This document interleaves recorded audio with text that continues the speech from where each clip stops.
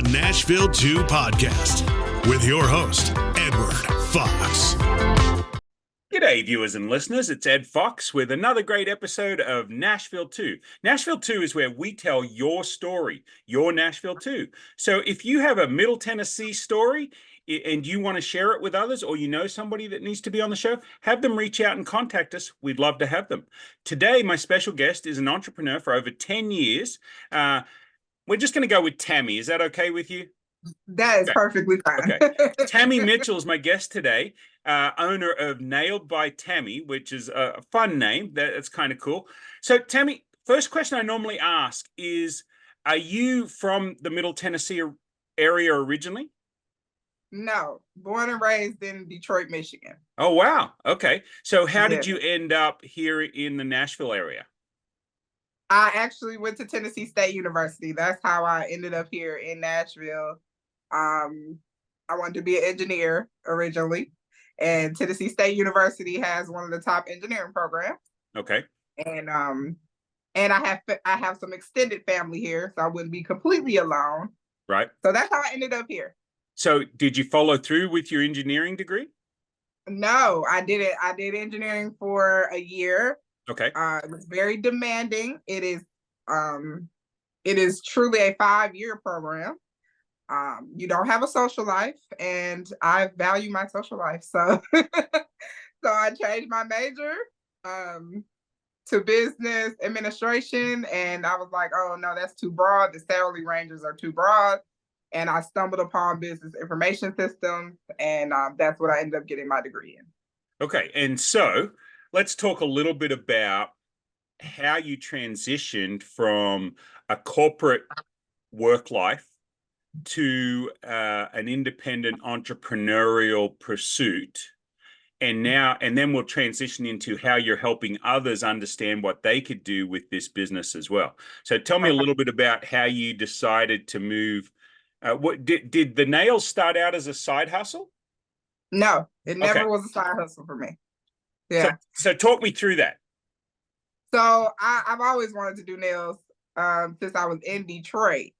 I wanted to go to nail school after high school, but my parents, that generation, not a lot of people graduated from college. My mom did get her associates, but so the goal was to go to college. I wanted to go as well. Like I said, I really wanted to go into engineering because I was in a Detroit engineering program for young kids.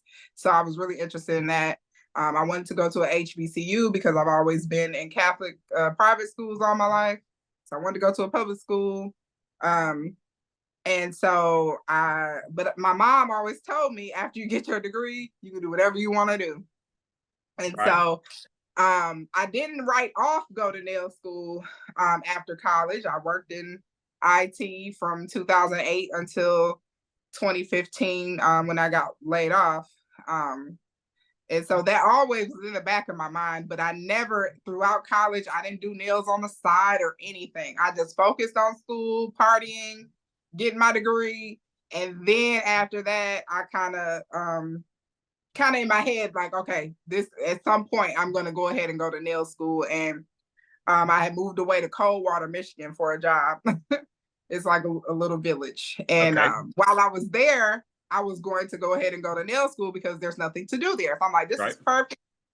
But because I lived such in the wilderness, the nearest nail school was like an hour away and I wouldn't make it in time. So I was like, okay, I got to get back to Nashville so I can go to nail school. So I came back here, got my same job back at my same company. Well, actually different title, but same company, same team.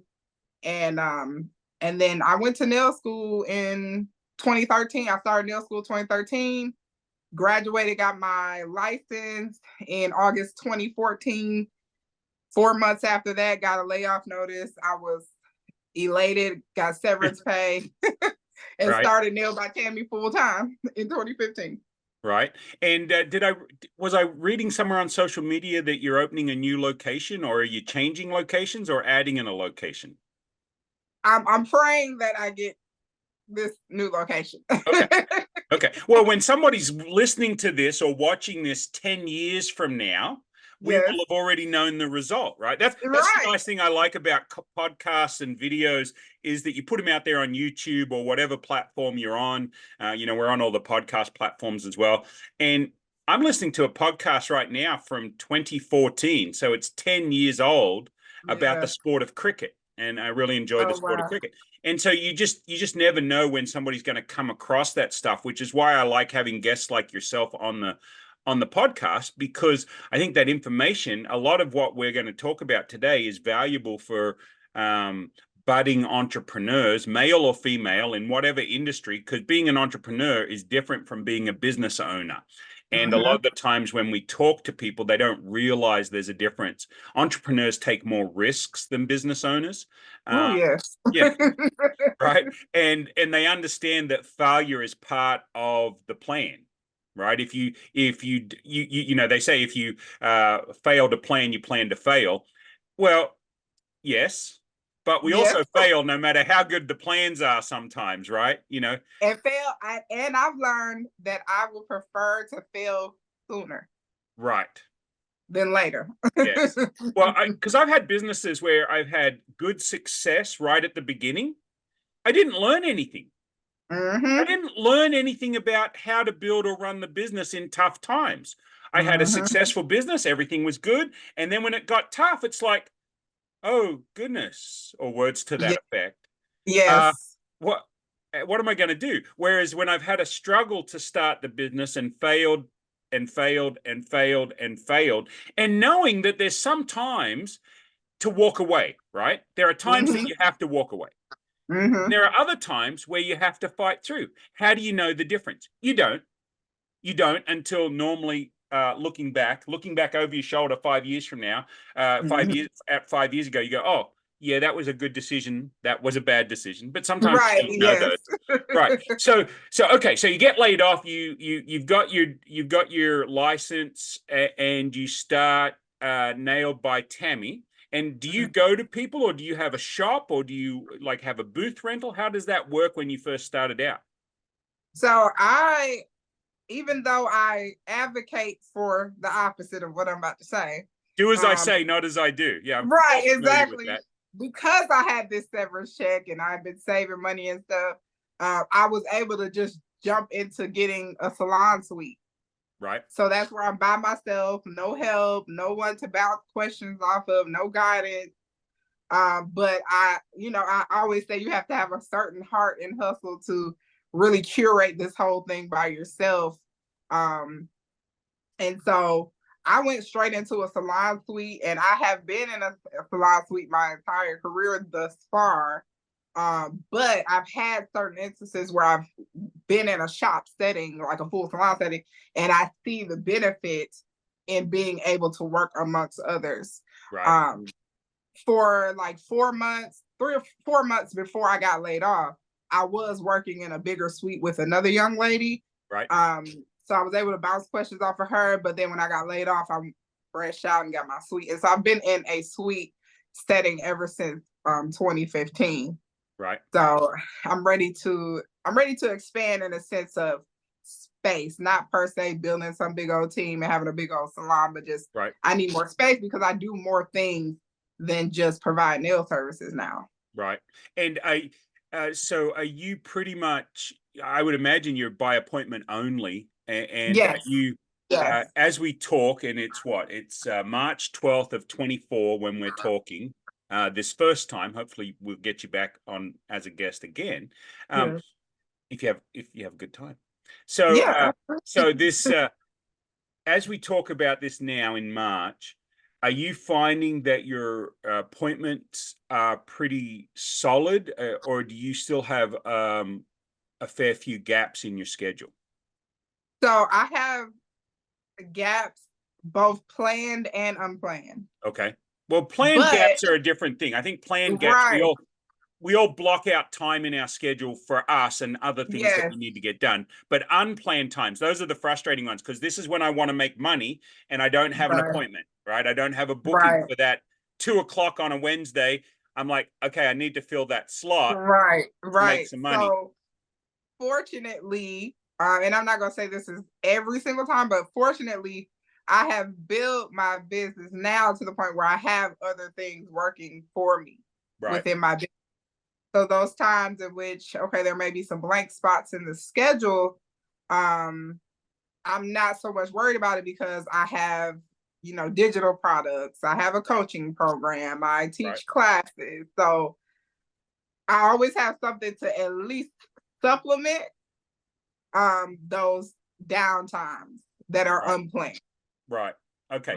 So you transition into becoming a full-time entrepreneur in the nail field, but you've not only are you helping other women with their nails, you're helping them look beautiful, feel beautiful, all of that stuff, but you're also helping other nail entrepreneurs, right? Or other people that are wanting to start a nail business on how to do it. Because I feel for a lot of years in the US, it seemed to have been an Asian monopoly. Yes. Right, a Vietnamese or whatever, but they've seemed to have a monopoly on the nail industry, and they still seem to have that. Whenever you're walking through the mall or you're walking in strip centers and they have a nail salon, it tends to be this Asian centric. And I think we find I have a lot of friends that are Indian, dot not feather, that are hotel owners. Right. And you tend to have this South Asian Hotel Owners Association that helps people from India and stuff get into the hotel industry. Well, the nail industry seems to have the same thing with the Vietnamese. Do you brush up against that much? So, yeah, so it's still very much dominated by Asian Vietnamese. But the thing is that everyone else, not everybody, but for the most part, a lot of people I know in the environment I grew up in, a lot of us have always treated nails like a side hustle. Right.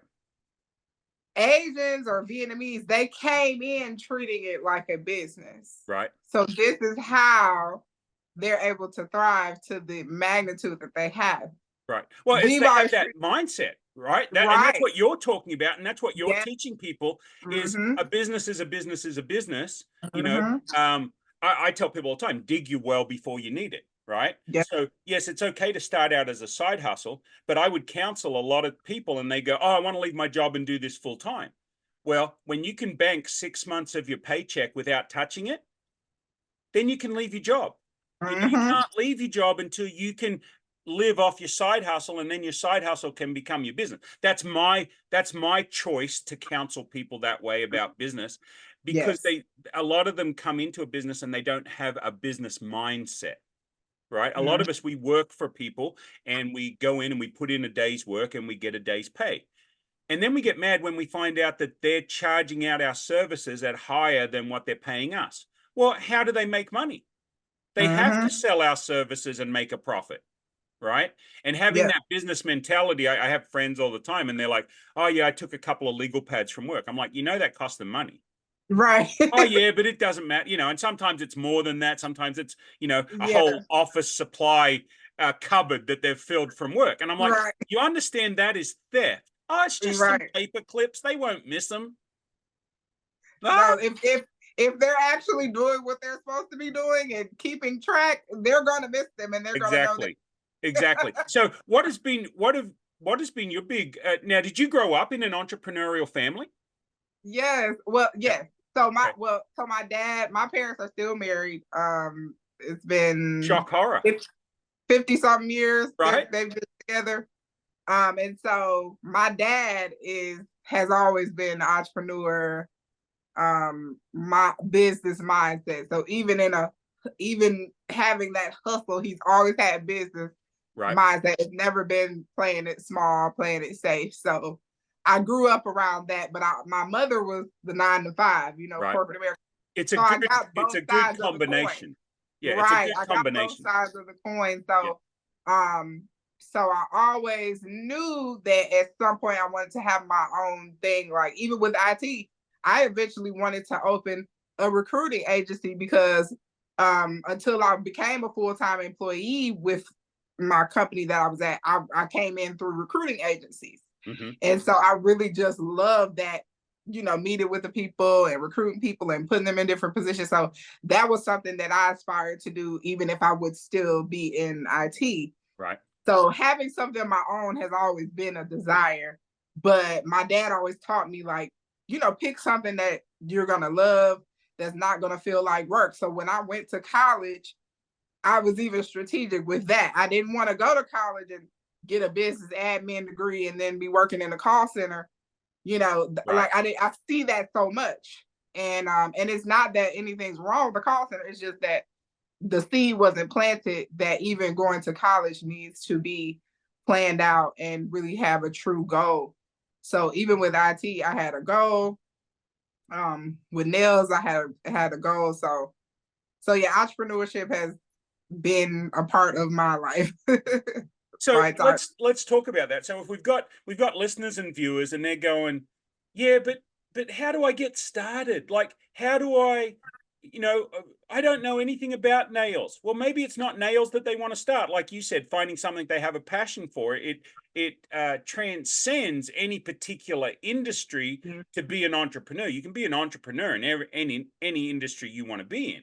But what advice would you give to men and women out there today that are looking to do and go on this entrepreneurial journey like you yourself have done, whether it's in nails or anything else? What's some good tips that you can share? So I actually just gave really good advice to one of my nail clients, because a lot of my nail clients, even if they have 9-to-5s, they desire to have their own thing. Right. And so one of my clients, she was like, I'm just trying to find that something that, like, I'm passionate about and that, comes easy or whatever like that. And so she told me what field she was in. And I was like, okay, well, just think about what is something that's missing in what you do. So think about the customer and think about what you do. Is there something in between that those people always seem to struggle with, that you can actually provide a service for or a product for? So think about something that's missing, a problem that could be solved, and if you can solve it. Also, outside of that, think about what you do well. Like, one thing I wish I had was the gift of gab. Right. People that have the gift of gab, the ability to, evoke emotion in people and make connection, like that in itself is a gift. And if you want to turn it into some type of business or something, or where you're going to be making an impact on people, do that. And you might have to get creative with it, because we know nowadays everybody's, saturating every area now. Right. So you have to have your unique value proposition when it comes to that. But at the same time, the uniqueness in itself is just being you. We're all different. So just find that thing that's missing, that's going to solve a problem, but make sure you're passionate about it. It's funny you mentioned that, because I tend to build relationships with and attract people, or like-minded people like us get attracted to each other from a business perspective, because we're on the same wavelength. So let me see if I can encapsulate what you just said. Be authentic, right? Now, I'm writing a book called Be Authentic. Unless you're a serial killer, then don't be that. Change. Right. Right. So you can only be authentic to a certain degree, right? Be fully authentic. Right. Yes. Right. So if you're a serial killer and you know who you are, if you're a serial killer, then don't be that. Change. But if you're not and you're a good person, then be authentic, be genuine, right? So we want to be genuine. If you can solve a problem, people will pay you to solve problems.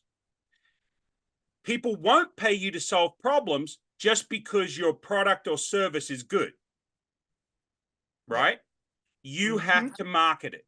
You have to market it. And if you're not a good marketer, then you need to find somebody who is. So you have to find a problem and solve it, find a need and fill it, market the heck out of your, whether you're the identity, whether you're the magic, like in your business, Nail'd By Tammy, it's you. You're the magic. Right? Yep. When we think of brand names that are branded after a person, or even not a person's name, they become the brand, right? Apple is a brand, but for so long it was associated with Steve Jobs, right? Tesla, Elon Musk, for so long has been associated with Tesla. But eventually the Tesla brand will stand, hopefully, well and truly beyond its creator, just like Apple is beyond Steve Jobs, right? So while you're the magic, if you're a small business owner, be the magic, be authentic, be genuine, find a problem, solve it, find a need, fill it, market. And if you don't know how to market it, then that's where somebody in the nail industry would turn to somebody like you, right, to learn how to build and market their business. Is my understanding that correctly?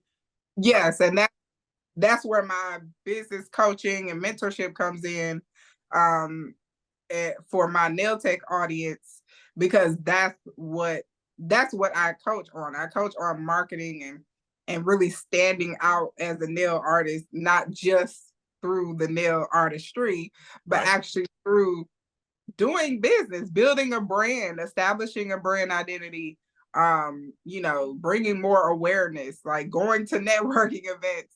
We utilize social media so much, which is awesome. And then, yes, it is a huge percentage of marketing, but we cannot sleep on making those in-person connections, pounding the pavement, like we used to say.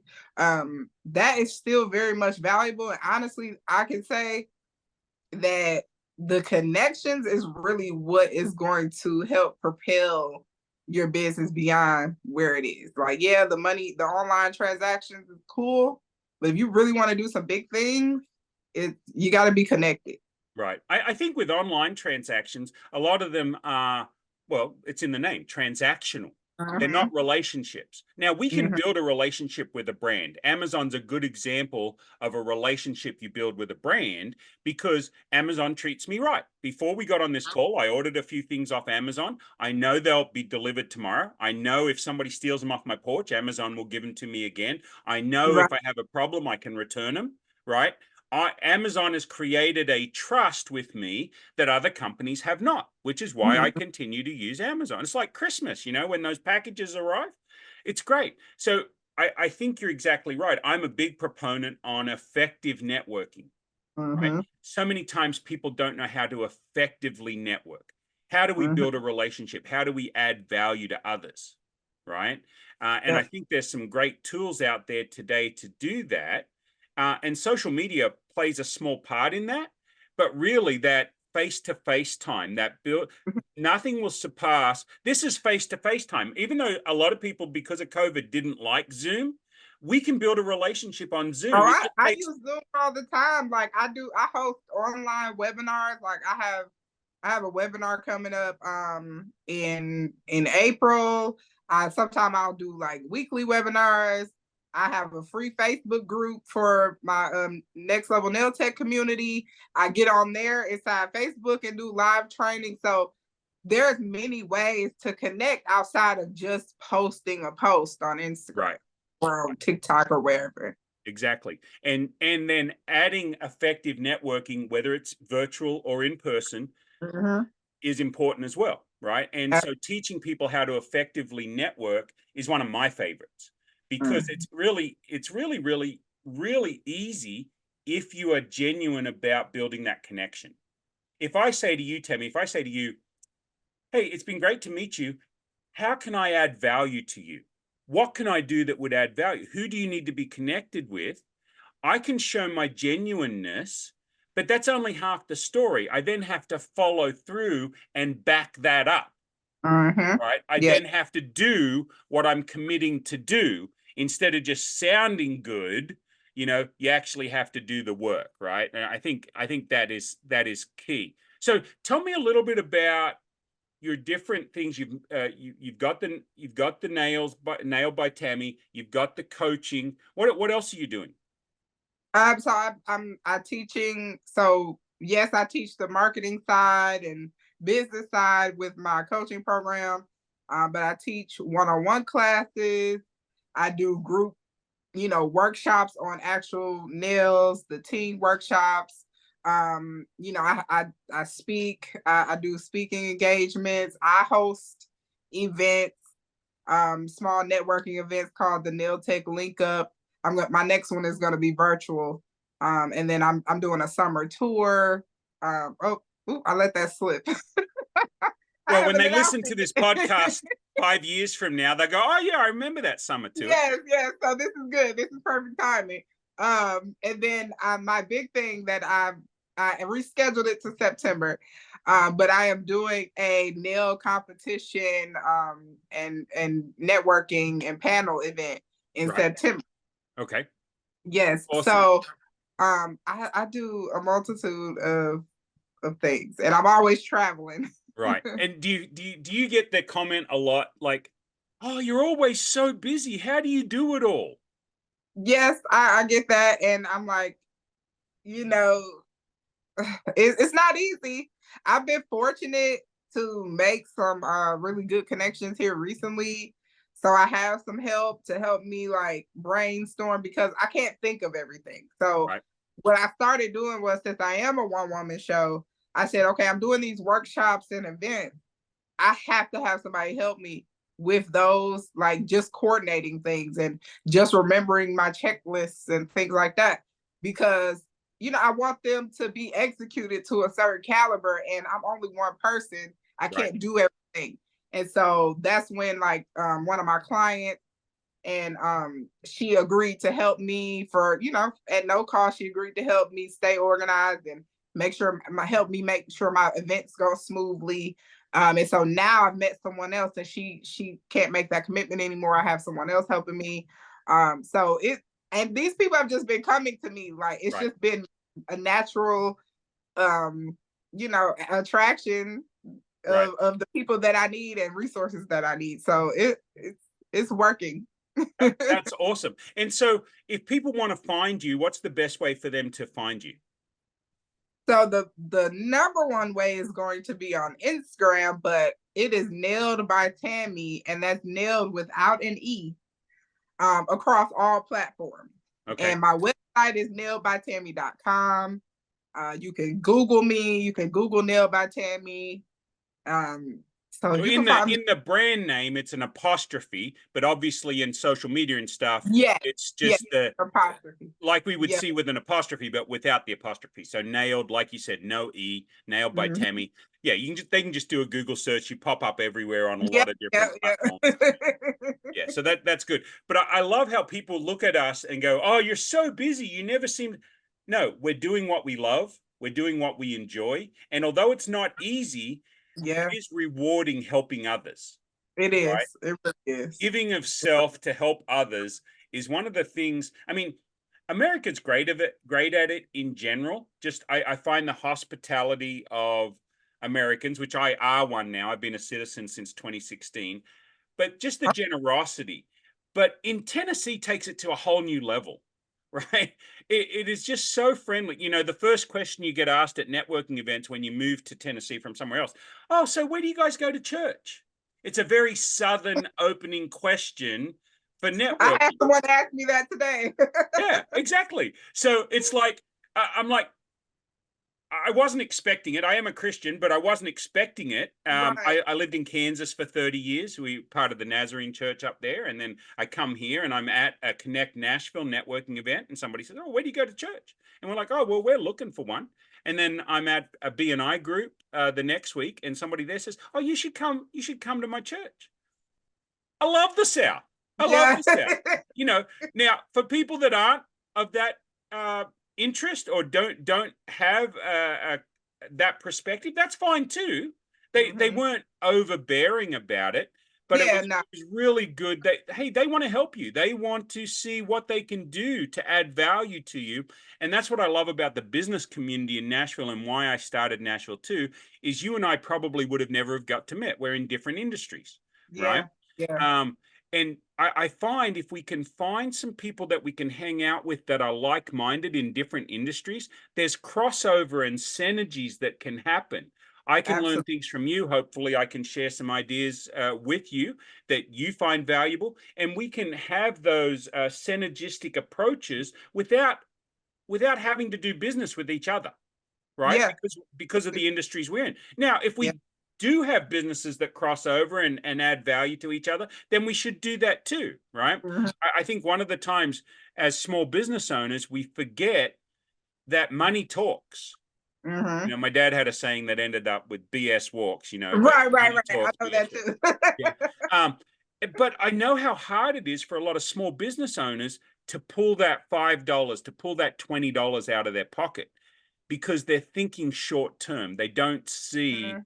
the value in investing in other people's business just by Right. buying their, but we'll And buy off Amazon all day long. the long-standing relationship and the long-term value that it can bring. So Right. yeah.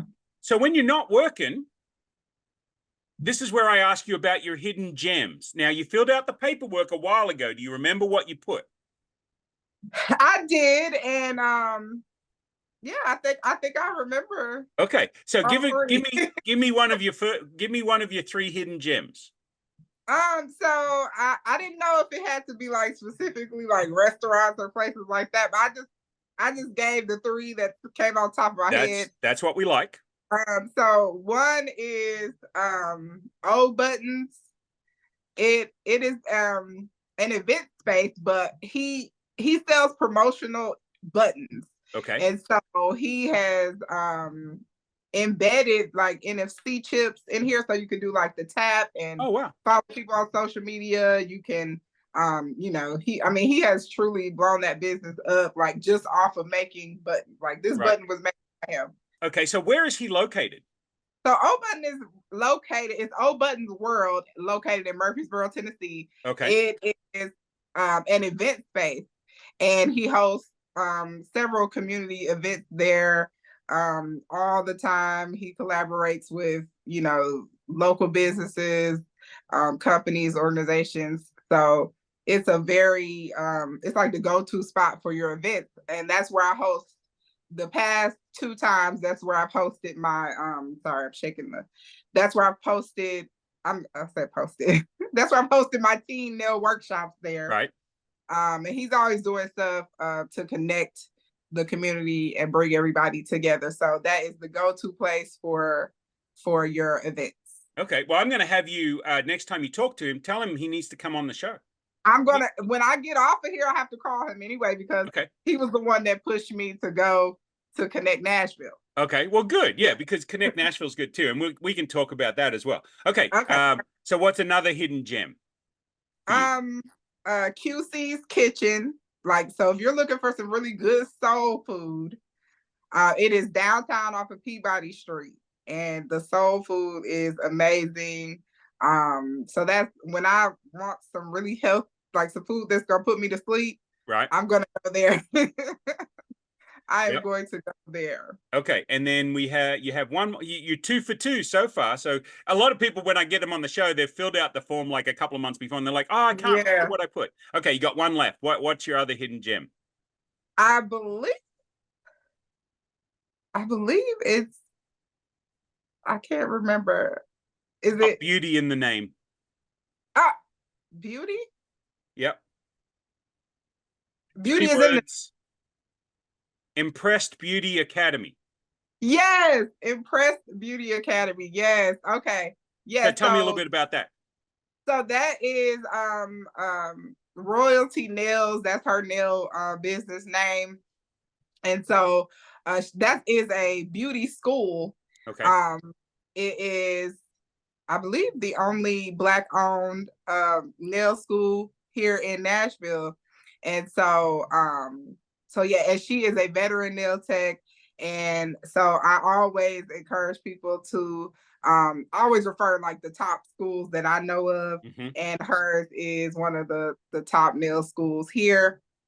And so also we've collaborated, and she's allowed me to host workshops there. She's been like a mentor to me from almost day one, me coming into the nail industry. So I definitely wanted to, and I know she's enrolling students at this time. So I wanted to definitely highlight her. Right. Okay. Well, awesome. Well, those are hidden gems that haven't been brought up before on the show. So that's what I love. You know, it works both ways. If they bring up a hidden gem that they love that somebody else has already done, it actually just creates more value, because we start to see other people. But we get so many ones that nobody else knows about. And that's what I love about Nashville too, is I get those hidden gems out. Okay. So anything else you want to cover? You have some events coming up now. They might be listening to this after the event, but you do a couple a year. We were talking a little bit about these other ones that you're trying to do twice a year, and so these will be going on years in the future as well. Tell me a little bit about those. So the first one is my teen nail workshop. And so that's normally, it's a group from ages 11 to 17. Right. And I am teaching them the very basics and foundation of acrylic nails, which is what I specialize in, but also giving them a bit of business and marketing. You know, they're young, but I still want to have them privy to how you need to have your mindset when you're approaching getting into the nail business, and also customer service, professionalism. So I touch on that as well. And so the next one is going to be coming up in June. Tentatively, the dates are the 8th and the 9th. So it's usually a one-day workshop, but this time I wanted to be able to hit all of the teens and also younger, because I know kids personally who are like 6 and 7 and they are in love with nails. Right. So I decided that we're going to do 2 days. The first day is going to be ages 7 to 12, and then the next day will be ages 13 to 19. Right. Right. And so so you're looking to do this every year. Yeah, every year, at least twice a year. Right. For your every teens. year, twice a year. Okay. To 10. Yes. Okay. Yes. And go ahead. And where would they find out about this? If they go, oh, I missed the 24 one, I'm listening to this in 2025. How will I know your dates in 2025, 2026, 2027? Where can they find that information? So they can, right on Instagram. They can just follow me on Instagram. I'm going to post there. I am working on like a funnel where people can text a number and I can keep up with them, but just stay in tune with my Instagram or my post notifications so that you know when I post it. And then if Instagram was to ever go away, shock horror, but like Vine went away, right? I was a big Vine fan, but Vine went away. Yes. So, but you've got a website too, right? Where would they, what would your website be? If Instagram was to ever go away, you can go to www.nail'dbytammy.com. You can hop on my email list there. Yep. And so if everything else went away, that's there. Okay. So have you written a book yet, Tammy? I haven't yet. My dad wrote a book and it just got published and it's on Amazon. Oh, congrats. He's a golfer and he wrote a book for the average golfer. Okay. So, well, we need to write a book. We need to help you write an ebook. I've got some good tips on that. I've published 2 dad joke books. I'm a big dad joke fan. Oh, okay.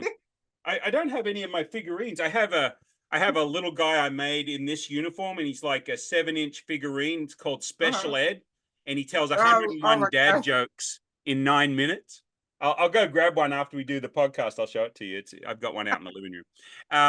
And I had these made over in China, and I bought 1,000 of them. And so I'm starting to sell them at fairs and festivals and when I do talking events. But having a book, I would think that there is a bunch of people wanting to start a nail business that you could lay out some basics. Yeah. And then follow it up as a series of books that becomes a platform for digital trainings and all sorts of things that I think.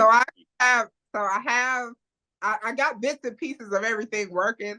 So I have one ebook that's the nail your content blueprint ebook. Okay. So that's how to, really brand and market your business, but not in a way of just saying like, oh, you need to do this, like actually giving you the systems and like planning that content, worksheets, planning your income goals to align with the content you're posting so you could be posting strategically. So I have that ebook. I have another book, another ebook that I'm working on specifically what you were talking about, like how to do nails. But yes, I do want to have a digital library of products. I do have a university that I am working on launching. I had some hiccups, so I'm going to have a new launch date for that. But it essentially is me repackaging my membership that I had last year and putting all those trainings into a more formatted program or app or site. Well, but I like what you said, Tammy. I can't tell you the number of people that stop at the first hiccup, right? They stop at the first obstruction to their business goals, right? And so folks, hear what she said. She said, hey, I've had a couple of hiccups and I'm redoing stuff and reformulating and refiguring out how to get around those issues. And so that's one of the keys of an entrepreneur is if it's worth doing even when things don't go well, right? You've got to just figure out another way to do it. It's like I had a friend that went blind. He said, all your other senses like pick up the slack, right? He's like, I can hear better, I can smell better, I can taste better, I can feel better. He says, who would have ever have known? He said for the first 5 years he was blind, all he did was he was down on himself, diabetic-based blindness and stuff. And so then he got rid of his diabetes, but by then he couldn't come back from how bad it is.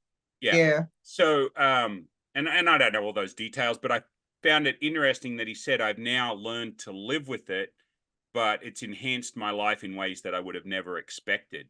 Well, that's the attitude of an entrepreneur. Yeah. Right. It's the attitude of an entrepreneur. You lose a limb. Okay. Well, I'd give my right arm to be ambidextrous was my dad's joke that he liked to say all the time. But the fact is you learn to compensate. Right. And I think if we want to be entrepreneurs and we want to be business owners with an entrepreneurial attitude is we have to learn that mistakes are going to happen. Failure is going to happen. Things are going to jump in our way.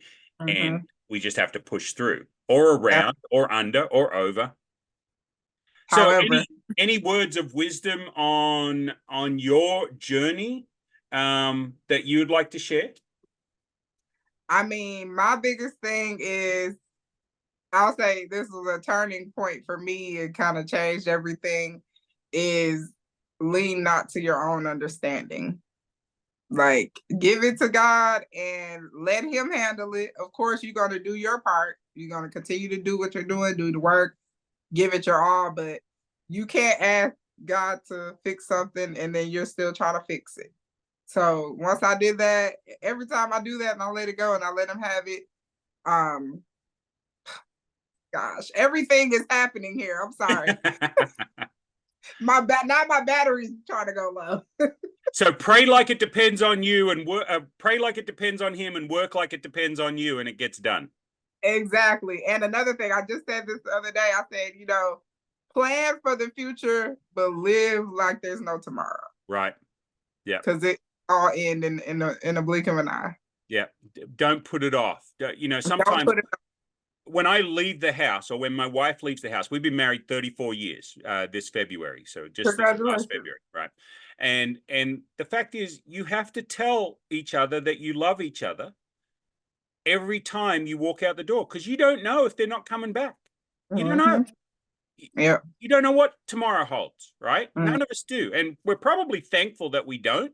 Right. For the most part.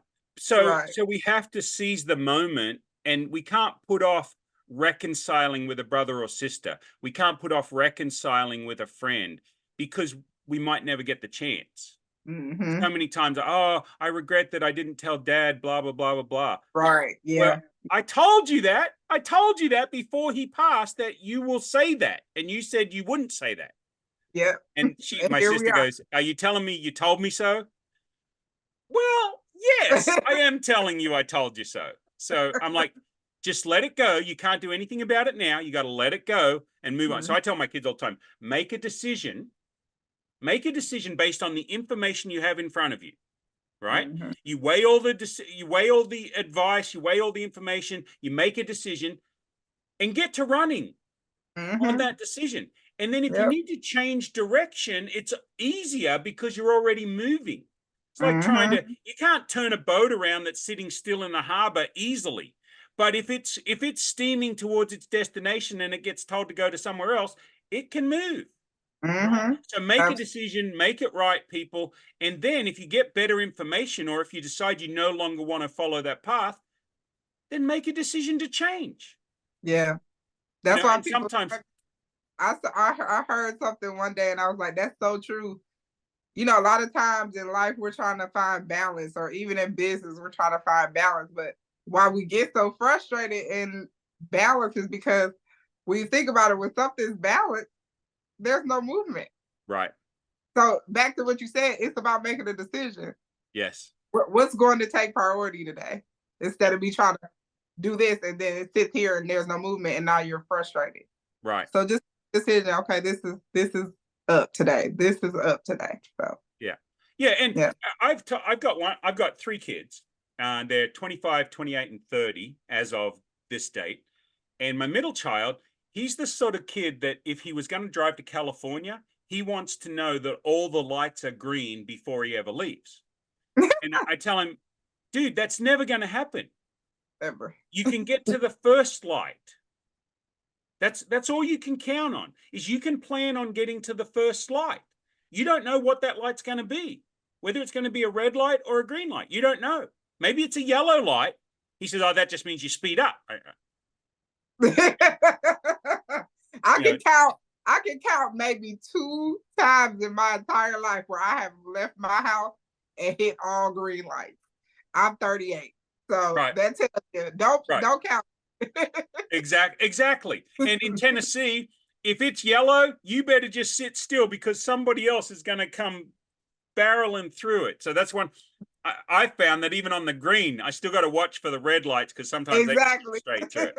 That's Tennessee for you.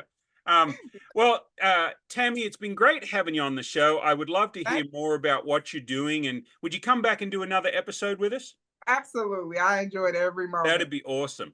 Okay, well, hang out here. I'm just going to stop the recording. Folks, you can, I'll have all of Tammy's information in the show notes. Nail'd by Tammy. You can find her on all the social media platforms. She's on LinkedIn. We've got to work on her LinkedIn profile. Yeah, we do. Yeah. Man, I look old. I'm looking down at my screen right now. I'm like, I didn't shave this morning. I'm like, maybe. And my wife's like, yeah, leave it for a couple of days and let me see. She's never let me have a beard before, so we'll see whether that. They get too itchy for me, so we'll see. So anyway, hey, folks, back to what I was saying. All of her social media stuff will be in the show notes, all the information about her events. Feel free to connect with her, join her group if it's appropriate for you on Facebook. And make sure that you like and share this episode, write a review on it. Share it out with all your friends on social media. If you've got any people that want to start businesses, have them listen to this episode. They might get some inspiration. And we'll catch you all next episode. Woo, woo. Thanks, Tammy. You're welcome. Thank you.